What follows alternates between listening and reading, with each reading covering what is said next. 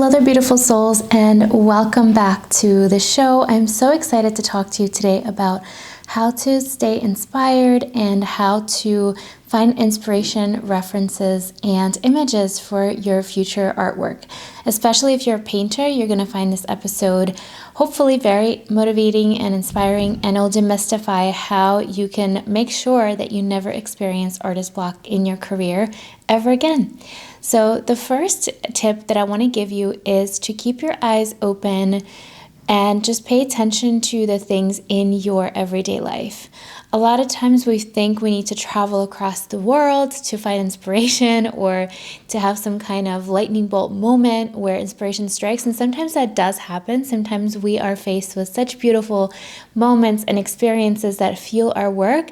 But I find in my life is that when I'm fully present, when I'm open to seeing things differently, when I'm open to getting inspired from unlikely sources, then it makes my work so much more interesting, so much more personal.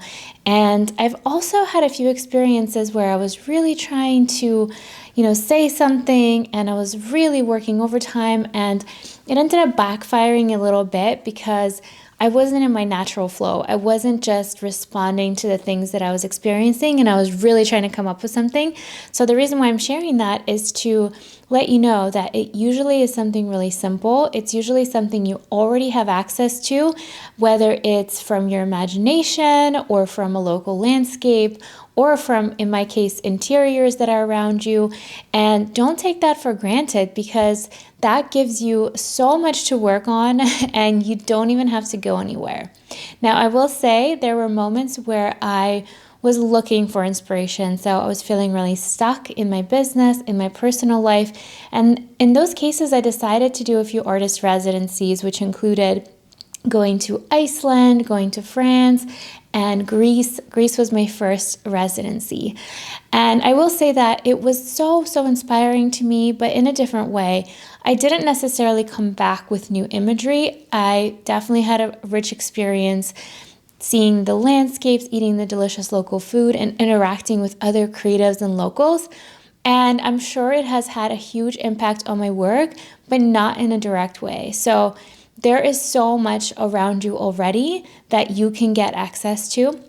And so for some of you, you might be plein air painters, or maybe you like to work from observation. Maybe you're a photographer or a sculptor, and maybe you work from your imagination, sketches, or direct observation. And that's totally cool. Now, I do love to sketch from life. However, I mentioned this in another video, but when it comes to my oil paintings, I really cannot paint from life the scale sometimes that I work. And so, and also in the cases where I'm painting my dog, for example, he moves a lot. So I tend to use reference images. And when you're using a reference image, it's important, and this is based on my experience, it's important to make sure that it's yours. It's important to make sure either you have taken the image or you've asked for permission, or in the US, you have to change it up to 30% in order to use it for your own purposes legally. In other countries, it might be more. So just make sure when you're using an image to create art, learn from my mistakes, and make sure that it is yours or you have full permission to use it.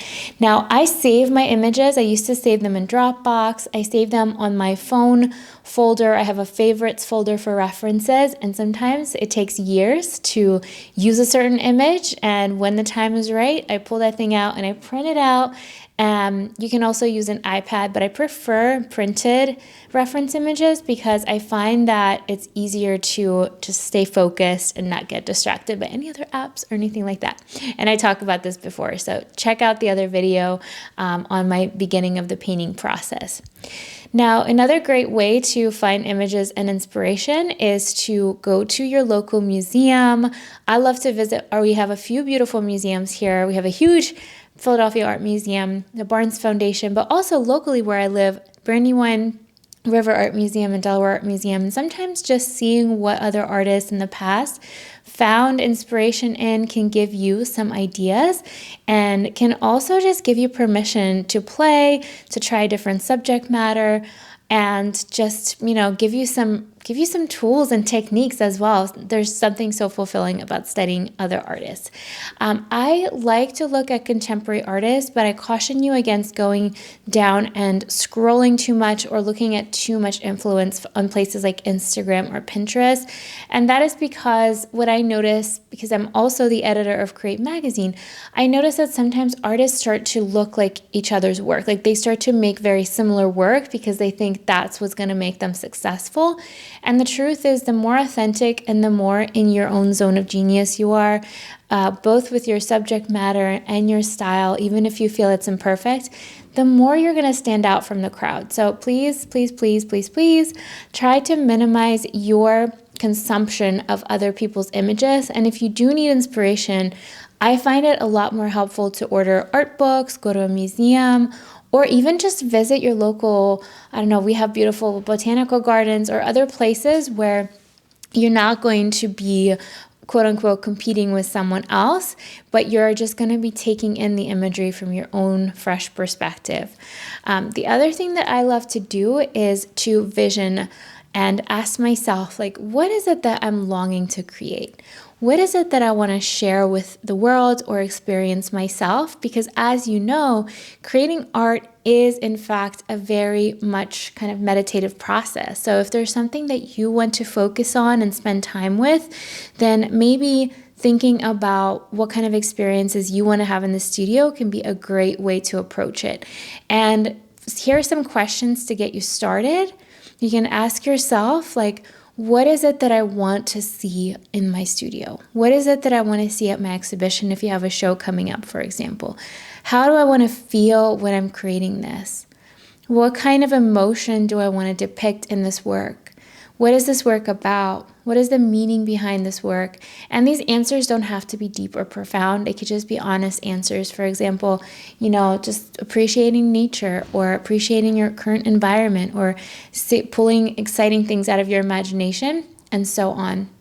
And the other question you can ask yourself is, how many pieces do I want to create? How big are these pieces? And just really closing your eyes and taking a moment to visualize your dream situation when it comes to this body of work.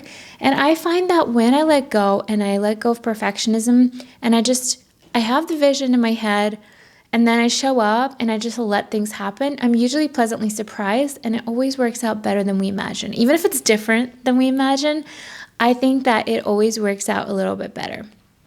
The other thing amazing advice that I got from my coach, Kara Allwill. Shout out to Kara, who is the founder of the Champagne Diet. She also really encourages creatives and leaders to tune out as much of anyone in your field as possible. So if you find yourself going down rabbit holes with comparison or fear that you're not good enough, make sure that you are creating more than you're consuming. And the first thing you do in a morning is not checking someone else's content, even no matter how much you love them and no matter how much they inspire you, but rather maybe journaling on your brilliant ideas, maybe making some thumbnail sketches of your brilliant ideas, and listening to content if you are to listen or read or look at content that might even be outside of our industry. So for example, when I was younger, one of my biggest inspirations was Regina Spektor. She's not a visual artist, but she is definitely an artist in her own right. So her music, her interviews, her words really inspired me without distracting me from my own unique way of seeing the world and depicting things through oil paint. So I hope that makes sense. So I want you to make a list of 3 to 5 people, maybe outside of the art community or the art world, that you can find inspiration from without just distracting you or forcing you to compare yourself, because we're all on our unique journeys and no one has it fully figured out. And the more we lean into our unique genius, the better life gets, right? And the better life gets, the better life gets. The good just keeps getting better. The other thing I want to talk to you today about is to trust the imperfection of your work. Jerry Saltz recently posted a tweet and it said, "Artists, don't you know that your mistakes are your style?" And I absolutely love that, because the truth is that all of us have quote unquote mistakes and imperfections in our work. And when we learn to embrace those quirks, those little things that make us unique and we find our flow, that's when we start to really stand out. So people can tell my work, but they probably don't even know that they can tell it from the mistakes or things that are slightly imperfect in my artwork. So embrace the mistakes. And as Bob Ross says, there are no mistakes, just happy little accidents, and continue showing up for your beautiful creations, and you'll be surprised at where it can take you. And the other thing is to consider when you're looking for inspiration, you can use the law of assumption. So law of assumption is coined by Neville Goddard, and it's basically expecting the outcome that you want, assuming the outcome that you want. So even if you're not sure exactly what you're going to create next in the studio, assuming that you know what you're going to create and just trusting and showing up and asking yourself, if I were to know what I was going to create, what would the intuitive answer be? And you can either journal on it or just let it come to you, or just walk away and do something unrelated, because sometimes when we're forcing things or trying too hard, it has the opposite effect, right? So give yourself permission to play, to roam, to be, and expect incredible miracles and surprises in your art. And the more we take off the pressure off our studio practice and creation, the more miraculous and flowy and fun it's going to be. I hope you enjoyed this video. I hope this was helpful for you, and I'm so excited to see your beautiful creations. Feel free to tag me on Instagram at Katerina S. Popova, or comment below and let me know what kind of content you want to see from me. I am always going to be now sharing tips on here, recording painting videos, and supporting you through this channel that I hope empowers you, inspires you, and keeps you going in your art practice and journey.